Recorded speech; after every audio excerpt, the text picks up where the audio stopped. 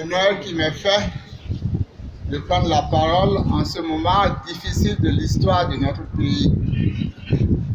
Un moment où l'union sacrée de tous les patriotes est nécessaire pour sauver ce pays du système néo-patrimonial et de pouvoir personnel qui s'y met progressivement en place.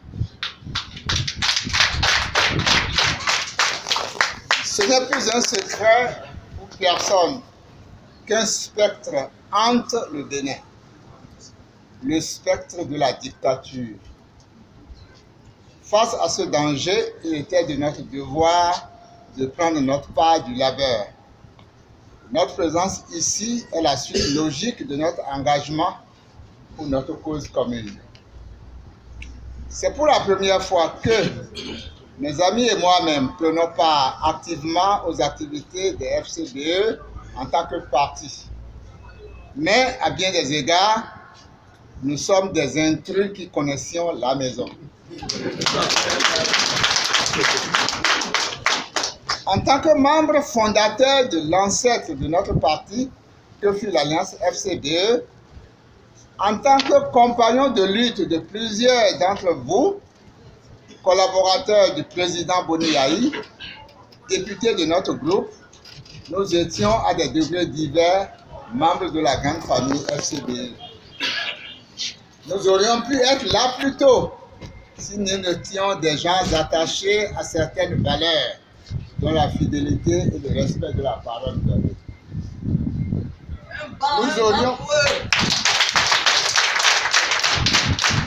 Nous aurions voulu être plus nombreux ici, car cette aventure, nous l'avons commencée avec certains qui ont choisi de nous quitter, faisant comme ces crustacés qui, ne pouvant souffrir d'un membre malade, s'en débarrassent carrément.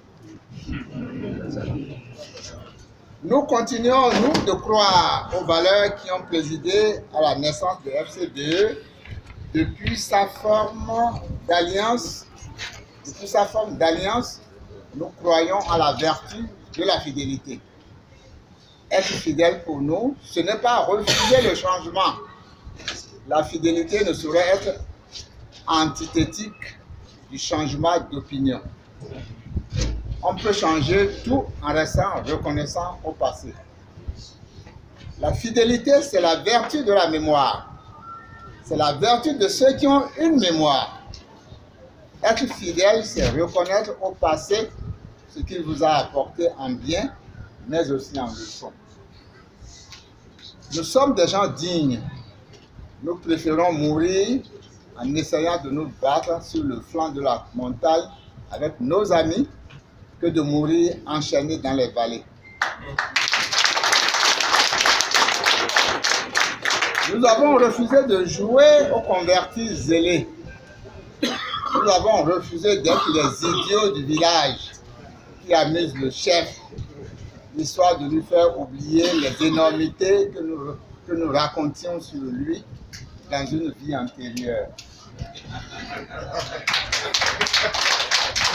Mes chers amis, comme vous le savez, à la faveur de la libéralisation politique du début des années 90, nous étions un certain nombre de personnes sincèrement convaincues que nous pouvions faire œuvre utile en créant un parti que nous avions appelé Union pour la démocratie et la solidarité nationale.